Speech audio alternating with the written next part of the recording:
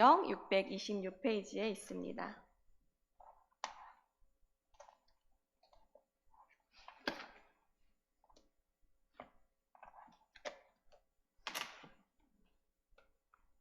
다 찾으신 줄 알고 한 절씩 교독하시고 13절과 14절은 함께 읽도록 하겠습니다. 블레셋 사람들과 이스라엘이 싸우더니 이스라엘 사람들이 블레셋 사람들 앞에서 도망왔다가 길보아 산에서 죽임을 당하여 엎드러지니라.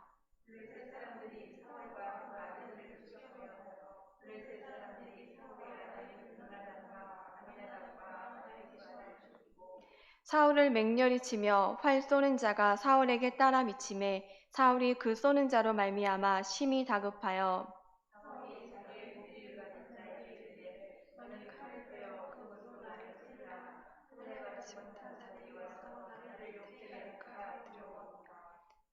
그의 무기를 가진 자가 심히 두려워하여 원하지 아니하매 사울이 자기 칼을 뽑아서 그 위에 엎드러지니라. 무기 가진 자가 사울이 죽는 것을 보고 자기도 칼에 엎드러져 죽으니라. 이와 같이 사울과 그의 세 아들과 그 온 집안이 함께 죽으니라. 13, 14절 같이 읽겠습니다. 사울이 죽은 것은 여호와께 범죄하였기 때문이라. 그가 여호와의 말씀을 지키지 아니하고 또 신접한 자에게 가르치기를 청하고 여호와께 묻지 아니하였으므로 여호와께서 그를 죽이시고 그 나라를 이새의 아들 다윗에게 넘겨주셨더라. 아멘. 함께 기도하고 말씀 나누도록 하겠습니다. 사랑의 하나님, 우리들을 예배의 자리에 불러주신 하나님의 은혜를 진심으로 감사드립니다. 우리가 예배하는 곳이 어디 있든지 하나님께서 그 모든 것들을 바라보고 계시고 함께 하시며 예배를 받으시는 줄 알고 우리의 마음과 정성을 다해 드리는 예배가 되게 하여 주시옵소서. 이 시간 역대상 10장 말씀을 가지고 함께 나눌 때에 그 말씀을 통해 또 사울의 죽음을 통해 우리에게 주시는 하나님의 말씀을 깨달을 수 있도록 지혜를 허락하여 주시고 그 말씀 가운데 깨달은 것들을 살아갈 수 있는 용기를 우리들에게 허락하여 주시옵소서.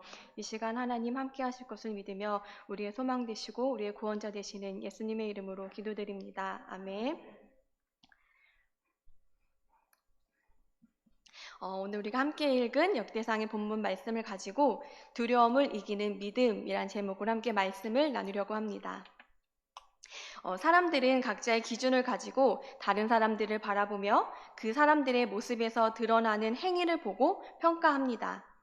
우리도 삶 속에서 비춰지는 모습에 따라 누군가에게 평가를 받고 있겠지요.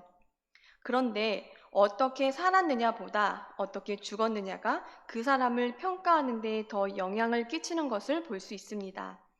평생 좋은 평가를 받고 살았다고 하더라도 그 끝이 그렇지 않다면 사람들은 그 사람을 좋은 사람으로 기억하지 않을 것입니다. 죽음이 그 사람이 어떻게 살았는지를 보여주기도 하기 때문이지요. 그런데 사실 사람들의 기준으로 어떻게 평가를 받느냐는 중요하지 않습니다. 우리는 하나님 앞에서 살아가는 하나님의 자녀이기 때문에 하나님께서 나를 어떻게 보고 계시는지, 그리고 죽음 이후 하나님 앞에 섰을 때 하나님께서 나를 어떻게 평가하시는지가 더 중요합니다. 오늘 본문은 사울 왕의 죽음을 기록하며 죽음을 통해 사울의 생을 평가합니다. 이 내용은 사무엘상 31장의 내용을 역대기 기자가 기록한 것인데 사무엘서에는 없는 사울 왕에 대한 평가, 사울이 죽은 이유를 오늘의 본문 13절과 14절에서 말하고 있습니다. 이 사울에 대한 역사의 평가를 보면서 우리의 삶을 돌아보기를 원합니다. 사울이 죽는 모습을 보면 우리는 사울이 어떻게 살아왔는지 알 수 있습니다. 사울이 블레셋과의 전쟁 중에 적의 활에 맞았습니다. 그러자 사울은 심히 다급하여 자기의 무기를 가진 자에게 이렇게 말합니다. 본문 4절에 너는 칼을 빼어 그것으로 나를 찌르라. 할례 받지 못한 자들이 와서 나를 욕되게 할까 두려워하노라. 그런데 그의 무기 가진 자가 그렇게 하지 않으니까 스스로 자결합니다. 그런데 지금 상황을 보면 1절 말씀에 블레셋 사람들과 이스라엘이 싸우더니 이스라엘 사람들이 블레셋 사람들 앞에서 도망하다가 길보아 산에서 죽임을 당하여 엎드러지니 전쟁에서 패하여서 자신의 백성들이 블레셋에 의해 죽임을 당하고 있습니다. 그런데 그 상황 가운데 이스라엘의 왕인 사울은 나라와 백성들을 생각하고 걱정하는 것이 아니라 자신이 블레셋에 의해 욕을 당할까 그것을 두려워하고 있습니다. 그 당시는 전쟁에서 승리하면 패한 나라의 그 왕을 끌어다가 욕되게 하였고 그 목을 잘라 온 백성에게 자신의 승리를 알렸습니다. 삼손의 경우에는 눈을 뽑혀 맷돌을 돌리며 블레셋 사람들의 조롱거리가 되었었죠. 사울은 지금 자신의 죽음 앞에서 나라와 백성들이 아니라 또 죽음 이후 하나님 앞에 서게 될 자신을 생각하는 것이 아니라 끝까지 자신의 체면을 세우면서 그것이 욕될까 두려워하고 있습니다. 사울은 대적의 칼이 아니라 두려움의 칼에 쓰러졌습니다. 사울이 두려워한 것은 죽음이 아니라 대적 앞에 조롱거리가 될 자신의 모습이었고 그 두려움 때문에 스스로 목숨을 끊고 맙니다. 사울의 이런 태도는 자신만이 아니라 그의 부관과 온 집안 사람도 망하게 하였습니다. 사울의 삶을 보면 그는 평생 두려움의 동력으로 인생을 살았습니다. 그렇다면 사울이 무엇을 두려워했느냐? 첫 번째로 사울은 백성을 두려워하였습니다. 본문 13절과 14절의 역대기 기자는 사울에 대한 평가로 그가 죽은 이유를 이렇게 말합니다. 사울이 죽은 것은 여호와께 범죄하였기 때문이라. 그가 여호와의 말씀을 지키지 아니하고 또 신접한 자에게 가르치기를 청하고 여호와께 묻지 아니하였으므로 여호와께서 그를 죽이시고 그 나라를 이새의 아들 다윗에게 넘겨주셨더라. 사울이 죽은 것은 여호와께 범죄하였기 때문인데 첫 번째로 그 범죄하였는데 무엇을 범죄하였느냐? 여호와의 말씀을 지키지 아니했다라고 말합니다. 그러면 왜 사울이 여호와의 말씀을 지키지 아니했을까요? 그것은 하나님이 아니라 백성을 두려워했기 때문입니다. 역대상은 사울의 죽음만을 기록하고 있지만 사무엘서를 보면 사울이 여호와의 말씀을 지키지 아니한 대표적인 사건이 나오잖아요. 하나님께서 그래서 사울을 버리셨는데 함께 사무엘상 15장 한번 펴볼까요?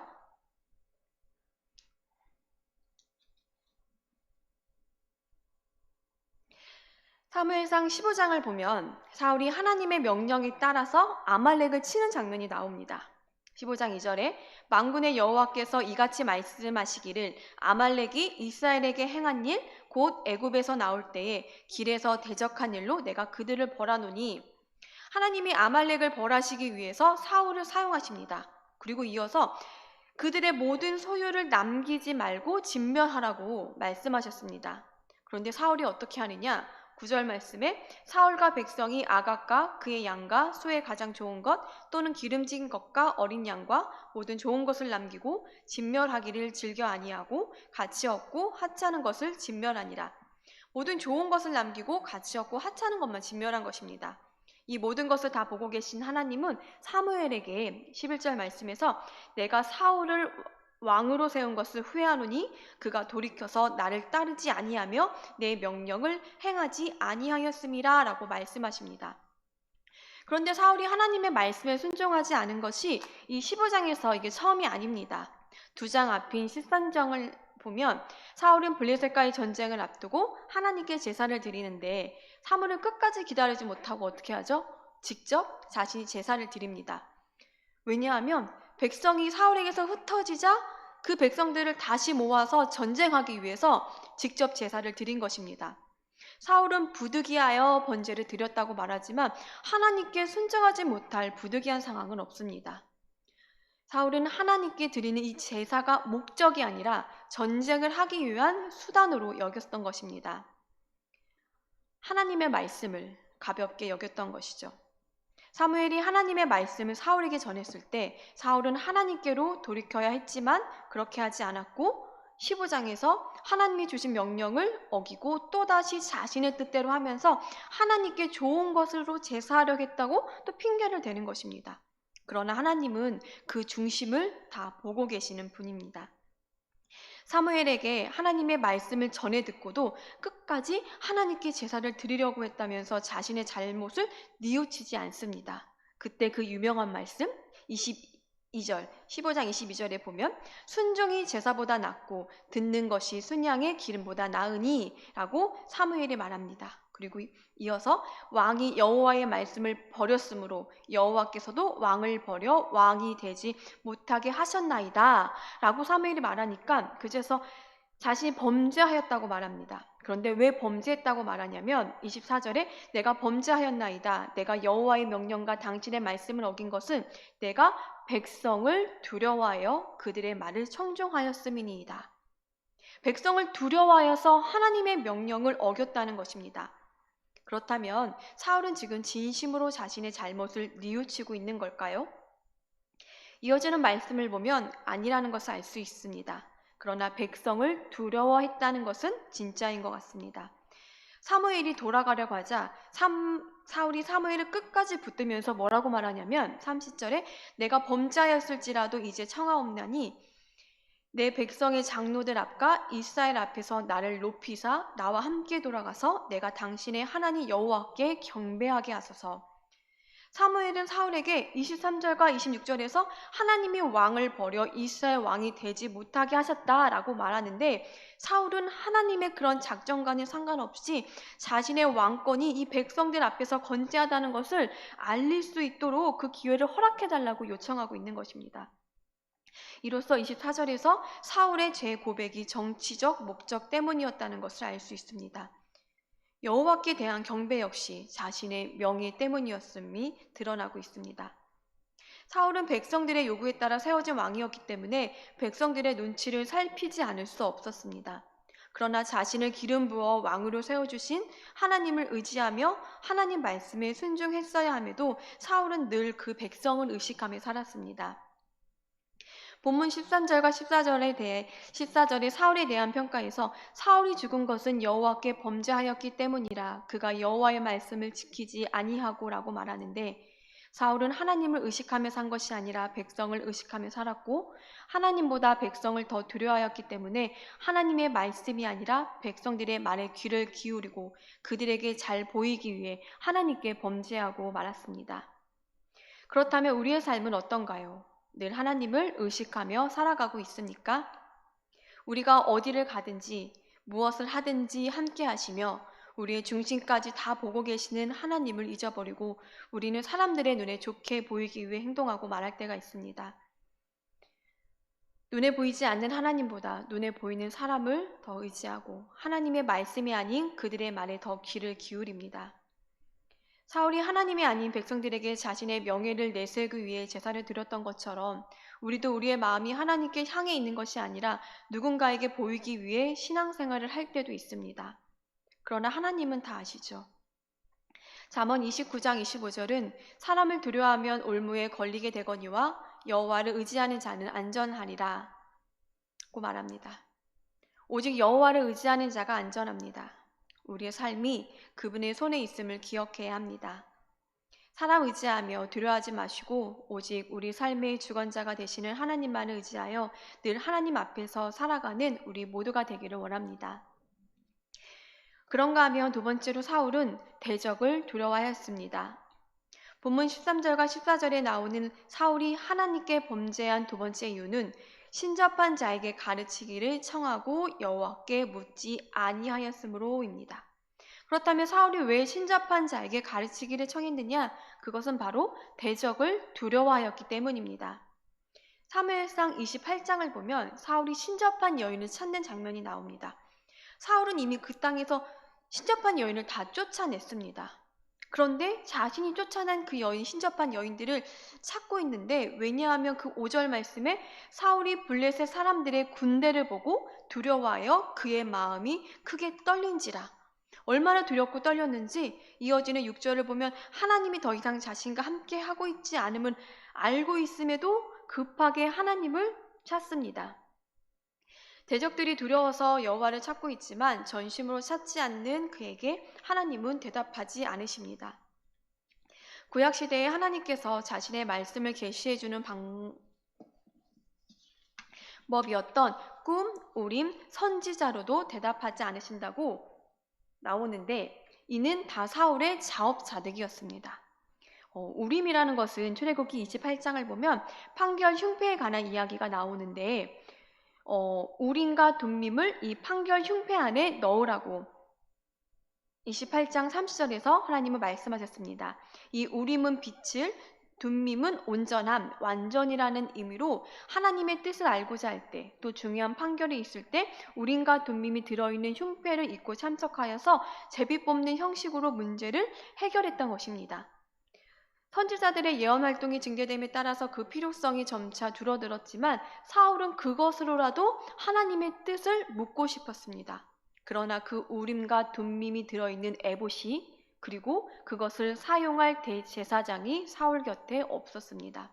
왜냐하면 3일상 22장을 보면 다윗에게 떡과 칼을 주고 하나님께 물었다는 이유로 사울이 그 노베 제사장들을 다 죽였습니다.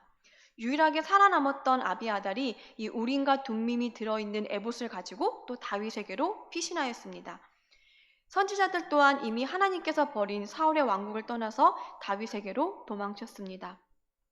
이 같은 사실로 사울은 그 어떤 것으로도 하나님의 응답을 받지 못했습니다. 그가 이미 불순종으로 말미암아 하나님께 버림을 받았기 때문입니다. 결국 사울은 하나님께서 금하시고 자신이 세워놓은 규범을 무너뜨리고 자신을 위하여 신접한 여인을 찾으라고 명령합니다. 앞으로 이루어질 일들을 만물의 주관자 되시는 하나님이 아니라 엉뚱한 곳에 가서 묻고 있습니다. 대적이 두려워서 사울은 또 하나님께 범죄하고 맙니다. 우리에게도 대적들이 있습니다. 우리의 삶을 위협하기도 하고 우리로 하여금 심히 두렵고 떨리게 만들기도 합니다. 질병이라는 대적이, 돈이라는 대적이, 관계라는 대적, 결혼, 직장, 시험 등등 많은 것들이 우리의 삶에 다양하게 문제로 찾아옵니다. 그때 우리는 누구를 찾아갑니까? 어디로 갑니까? 평소에 사람들을 의지했던 사람들은 사람들을 찾아갑니다. 돈을 의지했던 사람들은 돈을 찾습니다. 그러나 문제 앞에 언제나 하나님 앞에 나왔던 사람들은 여전히 하나님 앞에 나아가게 되는 것입니다. 그런데 우리를 찾아오는 그 대적이 왜 우리를 두렵게 만들까요? 그것은 우리가 그 대적들을 바라보고 있기 때문입니다. 대적들에게 우리의 시선이 머물고 집중되어 있기 때문입니다. 베드로가 물 위를 걸을 때 왜 물에 빠졌습니까? 처음에 그는 오라는 주님의 음성에 주님을 보고 물 위를 걷기 시작했지만 이내 불어오는 바람을 보고 무서워하여서 빠진 것입니다. 예수님이 아니라 다른 것에 집중할 때 두려움이 밀려왔던 것입니다. 우리는 우리 앞에 닥친 이 문제보다 크신 하나님을 바라보아야 합니다. 우리의 모든 삶이 하나님 안에 있다는 것을 믿는 사람들은, 우리의 시선이 하나님께로 고정되어 있는 사람들은 두려워하지 않습니다. 이 세상을 창조하시고 우리들을 만드신 하나님, 우리들을 사랑하시고 당신의 선하신 계획에 따라서 우리의 삶을 인도해 가시는 하나님을 우리가 온전히 믿는다면 하나님만 바라보아야 합니다. 크고 작은 대적들과 문제들은 끊임없이 우리를 찾아오지만 그 안에도 하나님의 뜻이 있으며 하나님은 그것들을 통하여서 우리가 하나님께 더 가까이 나오기를 원하십니다. 그 하나님을 믿고 의지하며 나아갈 때 우리 앞에 있는 대적들, 문제들은 더 이상 두려움의 대상이 아닙니다. 말씀을 정리하겠습니다. 사울의 생은 우리가 멀리해야 할 것과 참되게 붙들어야 할 것이 무엇인지를 보여줍니다. 사울은 택함을 받아 왕위에 올랐지만 평생 하나님을 참되게 섬기지 않았습니다. 하나님보다 백성을 두려워함으로 말씀을 지키지 않았으며 대적들 앞에 두려워 떨면서도 하나님께 묻지 않고 신접한 자를 찾았습니다. 마지막 순간까지도 하나님을 구하기보다 자신의 인생의 밑바닥을 목도하는 것이 두려워 자결을 택했습니다. 그의 비극적인 생은 불신과 교만이 초래한 하나님을 온전히 신뢰하지 못했던 불가피한 결과였습니다. 이로 인해 자신과 가족 또 이스라엘 민족 전체의 먹구름을 들이우게 하였습니다. 세 아들을 전쟁에서 잃고 본인도 스스로 목숨을 끊는 비운을 맞게 되었습니다. 두려움은 믿음의 반대입니다. 하나님을 믿지 못했기에 두려움이 그를 사로잡았습니다.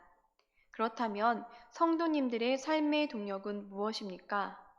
세상을 향한 두려움입니까? 아니면 하나님을 향한 믿음과 그분의 사랑입니까? 하나님께서 허락하신 이 땅에서의 삶 가운데 하나님이 아닌 다른 것 바라보고 의지하며 두려워하지 마시고 오직 살아계신 하나님, 우리의 삶을 주관하시며 다스리시는 하나님, 처음이자 마지막이신 하나님, 우리를 사랑하시되 끝까지 사랑하셔서 당신의 계획을 우리를 통해 선하게 이루어 가시는 하나님만을 바라보고 두려움을 이기는 믿음이 우리 모두에게 있기를 원합니다. 아멘. 기도하겠습니다. 우리의 구원자 되시고 심판자 되신 하나님, 우리가 늘 하나님 앞에 살아감을 기억하게 하여 주시옵소서. 우리의 모든 중심을 아신 하나님 앞에서 우리가 하나님을 속일 수 있는 것처럼 어리석게 생각하고 어리석게 행동하지 않도록 하나님 우리들을 긍휼히 여겨 주시옵소서. 이 세상의 많은 사람들이 세상의 것에서 의지할 것을 찾고 그 안에서 붙들고 그 안에서 소망을 두고 살아갑니다. 세상 사람들에게 찾아오는 많은 문제와 어려움 앞에서 실망하고 낙담하기도 합니다.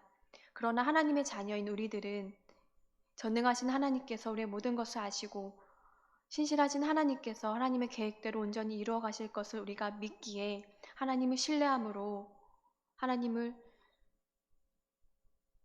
온전히 믿고 따라가기를 원합니다. 하나님 우리에게 믿음을 더하여 주셔서 세상 바라보는 두려움이 아니라 하나님을 향한 믿음 가지고 살아갈 수 있도록 우리들을 붙들어 주시옵소서. 그리하여서 우리가 하나님 앞에 섰을 때 하나님께서 우리들을 보고 잘하였다라고 칭찬받는 하나님의 자녀 다 될 수 있도록 인도하여 주시옵소서. 예수님의 이름으로 기도합니다. 아멘.